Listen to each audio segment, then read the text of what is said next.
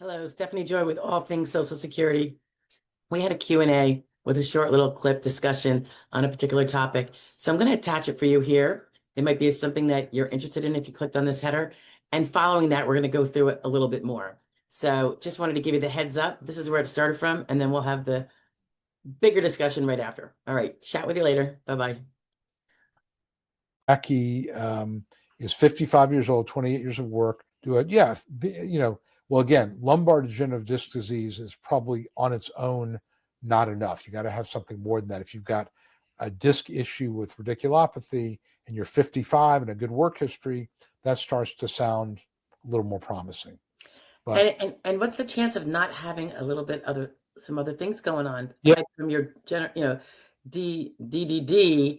Yeah. I mean, is there anything limitations in your shoulder? I always ask people I have this body chart. My clients know, they're like, gag me. And I have them check off every piece that is if this is not working the way it did when you were 20, there's a reason. And just because it's old age doesn't mean it doesn't count. Yeah. You don't have to prove it's from work. You don't have to prove it's from, anything or an accident, you don't have to prove any of that. So, and it's amazing what they start to realize is got an impairment. And I said, it's not necessarily the one that knocks you out of the job you had, but it's going to prevent certain jobs. I can't, my shoulders hurt if I lift over my head something more than, 15 pounds, to put it on a shelf. Well, there you go. Now go check your shoulders out. And then we got something more to add. And it just seems to. That's a very good point. I mean, I think really you have to look at this through the lens of how do we chip away at all the jobs that exist, right? So if you have a bad right shoulder and you're right-handed and you can't lift over shoulder level, that's going to eliminate certain jobs. Okay, if you have balance issues, that's going to eliminate jobs where you're working on unprotected heights. So now we're chipping away those jobs. If you have carpal tunnel in your right dominant hand, that may eliminate jobs where you have fine motor manipulation. Again, it's not going to eliminate every job, but the combined effect of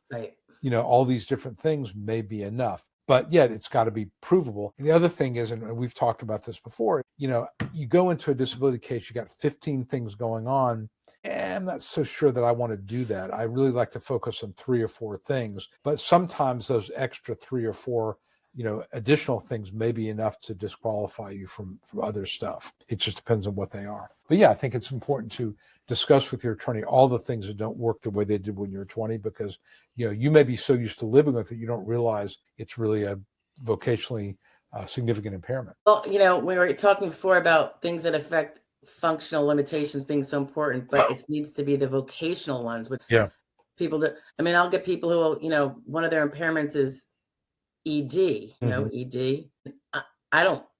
They'll have it on their list for, I'm not putting it in there unless you're going to be a gigolo. If you're a porn star, then I think ED would be potentially a vocational issue, but you set me up so well, I had to say it. Come on. Well, that's what when we were talking about it before, I started giggling because I'm like, I see it not infrequently. And I'm like, okay, I get it. I know what you have. What's that? What job did you have?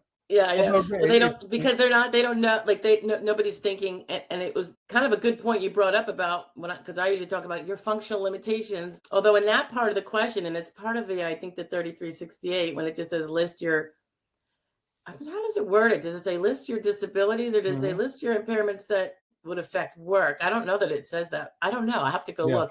But I'm like, and I know it affects self-esteem and stuff like that. So it makes me feel like crap and depressed. Well, I've had clients, tell me that they have not had marital relations with a spouse for 2 years.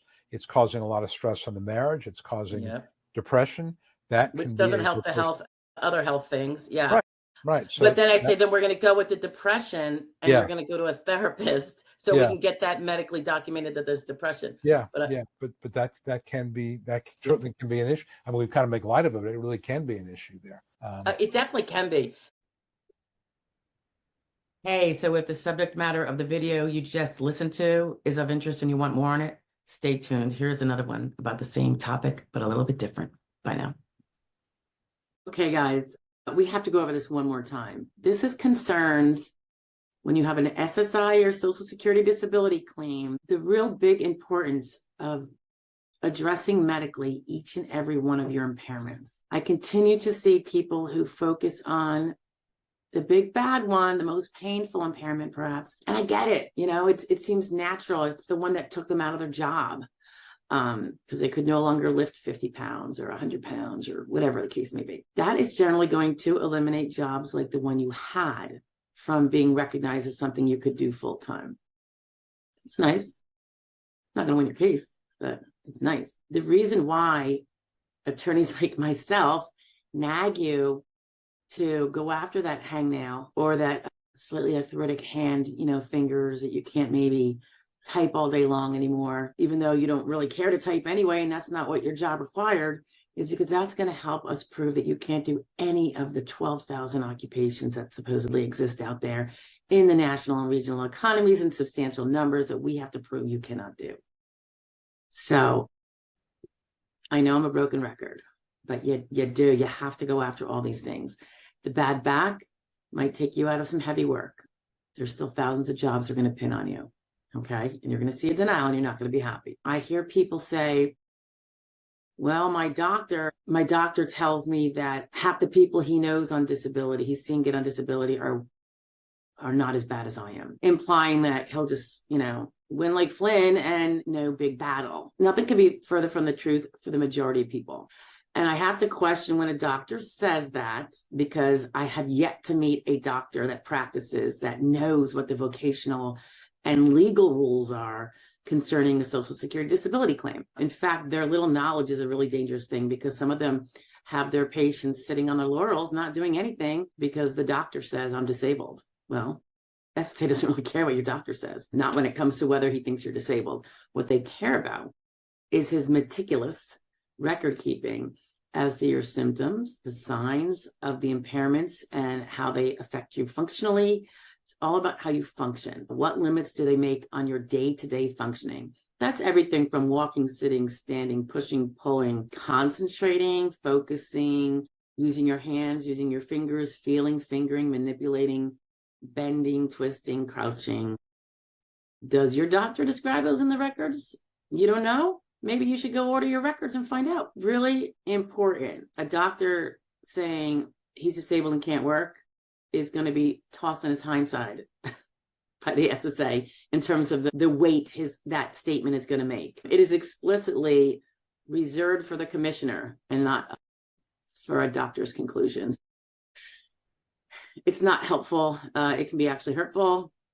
I'm also concerned when a doctor makes a conclusion to a patient, because it almost makes me wonder if can be almost a defensive mechanism, so that if the person doesn't win, it's just the SSA's fault and the doctor's records have nothing to do with it. That's not so.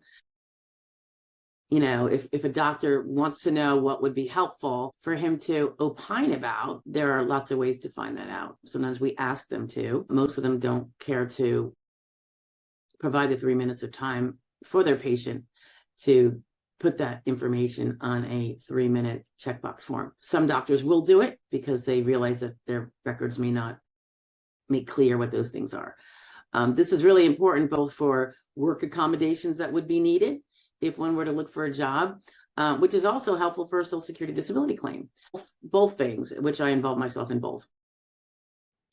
When going back to the limiting yourself to just the one big bad thing, when your lawyer or your representative urges you to go to that hand specialist for their arthritic hands, or that numbness and tingling in your fingers that you've been blowing off for 3 years because you've been worrying about your sciatic, take heed. Because if you don't, you and you alone are reducing your chances of winning, right? You're also, if you are eventually going to win, you are encouraging it to take much longer. So you're the one that has to live with that. No one else has to live your life. So I just want to reiterate that. The same would be true. Sometimes people have migraines. This is just another example. And they see the neurologist once a year for follow-up. I would recommend you do more than that. Keep a migraine journal. Maybe see your migraine specialist more than once a year so they can see the fluctuating happenstances of your migraines. Provide a calendar that shows which days you had migraines in every given month, whether there was vomiting, photophobia, phonophobia, were you bedridden in the dark. Don't ignore the migraines because you're worrying again about the sciatic. or the bad shoulder, or the hips, that you just maybe even had a hip replacement. You have to be able to, for the most part, we have to show more than one impairment, because that one impairment is going to carve out a bunch of jobs, but not all of them. And we have to carve out all of them. So there's no such thing as an A-, okay, in Social Security disability. You either get the whole kit and caboodle or you don't. Okay, so that's it for this lovely holiday season. I'm freezing. I don't know about you. I hope everybody has a wonderful holiday and a Merry Christmas. And I look forward to seeing you in the new year, if not sooner. Take care now.